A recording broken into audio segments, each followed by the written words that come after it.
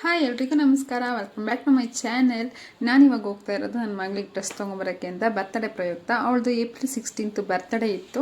ಇದು ಪ್ರಿಪ್ರೇಷನ್ ನಡೀತಾ ಇರೋ ದಿನ. ಅಂದರೆ ನಾನು ಅವಳಿಗೆ ಬಟ್ಟೆ ತೊಗೊಂಬರೋಕ್ಕೆ ಹೋಗಿದ್ದೆ.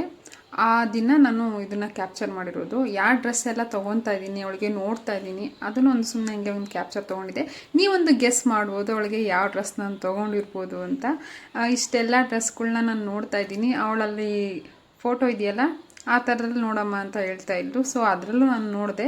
ಇವಾಗ ಎಲ್ಲ ಡ್ರೆಸ್ನೂ ಅವಳು ವೇರ್ ಮಾಡಿ ನೋಡ್ತಾ ಇದ್ದಾಳೆ ಹೆಂಗೆ ಕಾಣಿಸುತ್ತೆ ಅಂತ. ನಾನು ಅದನ್ನು ಕ್ಯಾಪ್ಚರ್ ತೆಗೆದಿದ್ದೆ, ಹೆಂಗೆ ಕಾಣಿಸುತ್ತೆ, ಯಾವ್ಯಾವ ಡ್ರೆಸ್ಸಲ್ಲಿ ಅವಳಿಗೆ ಯಾವ್ಯಾವ ರೀತಿ ಕಾಣಿಸುತ್ತೆ ಅಂತ ನೋಡ್ತಾ ಇದ್ದೀನಿ. ಇದು ವೈಟ್ ಡ್ರೆಸ್, ಅವಳು ಕಿನ್ನರಿ ಡ್ರೆಸ್ ಬೇಕು ಅಂತ ಹೇಳ್ತಾ ಇದ್ಲು. ಸೊ ನಾನು ಅದರಲ್ಲಿ ಒಂದು 2-3 ತೊಗೊಂಡು ಅದನ್ನು ಸಹ ಹಾಕಿ ನೋಡಿದೆ. ನೆಕ್ಸ್ಟು ಈಗ ಇದು ಟ್ರೆಂಡಿಂಗಲ್ಲಿ ಹೋಗ್ತಾ ಇದೆ ಅಲ್ವಾ, ಇದು ಸ್ಯಾರಿ, ಅದಕ್ಕೋಸ್ಕರ ಅದನ್ನು ತೊಗೊಂಡಿದ್ದೆ. ಅದೆಲ್ಲ ಆಯಿತು. ಅಲ್ಲಿಂದ ಬಂದ ತಕ್ಷಣ ಬಾಳೆದೆಲೆ ಇತ್ತು, ಊಟ ಮಾಡಬೇಕು ಬಾಳೆ ಎಲೆಲಿ ಅಂತ ಅನ್ನಿಸ್ತು. ಸೊ 3 ಜನ ಒಟ್ಟಿಗೆ ಒಂದೇ ಎಲೆಯಲ್ಲಿ ಕೂತ್ಕೊಂಡು ಊಟ ಮಾಡ್ತಾಯಿದ್ವಿ. ಸಾಂಬಾರು 2 ಥರ ಸಾಂಬಾರಿತ್ತು, ಮತ್ತು ಹಾಗೆಯೇ ಹಣ್ಣಿತ್ತು. ಸೊ ಹಣ್ಣು ಮತ್ತು 2 ಥರ ಸಾಂಬಾರು, ಅನ್ನ ತುಂಬಾ ಚೆನ್ನಾಗಿತ್ತು. ಈ ಥರ ಊಟ ಮಾಡಿದ್ರೆ ತುಂಬ ಚೆನ್ನಾಗಿರುತ್ತಲ್ವ, ಒಟ್ಟಿಗೆ ಕೂತ್ಕೊಂಡು ಊಟ ಮಾಡಿದ್ರೆ ಚೆನ್ನಾಗಿರುತ್ತೆ. ಅದ್ರ ನೆಕ್ಸ್ಟ್ ಅಂದರೆ ಅವತ್ತಿನ ಬೆಳಿಗ್ಗೆ ನಾನು ರಂಗೋಲಿ ಈ ಥರ ಹಾಕಿದ್ದೆ ನೋಡಿ. ನನ್ನ ಮಗಳಿಗೆ ತುಂಬಾ ಇಷ್ಟ ಆಯಿತು. ಅವಳ ಬರ್ತಡೇ ದಿನ ಬೆಳಗ್ಗೆ ಈ ಥರ ಹಾಕಿದ್ದೆ ನಾನು.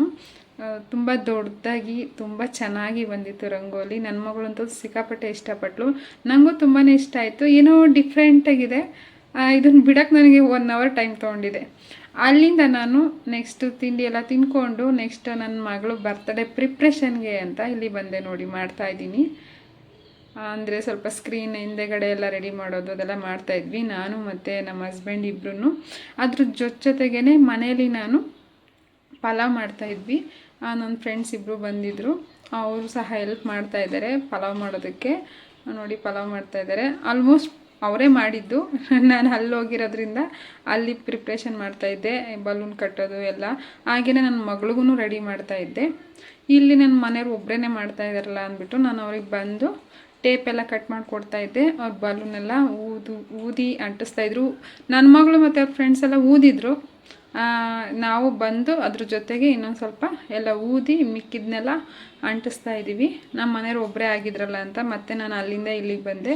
ಇಲ್ಲಿ ಸ್ವಲ್ಪ ಮಾಡೋದು ಅಲ್ಲಿ ಸ್ವಲ್ಪ ಮಾಡೋದು ಹಂಗೆ ಮಾಡ್ತಾಯಿದ್ದೆ.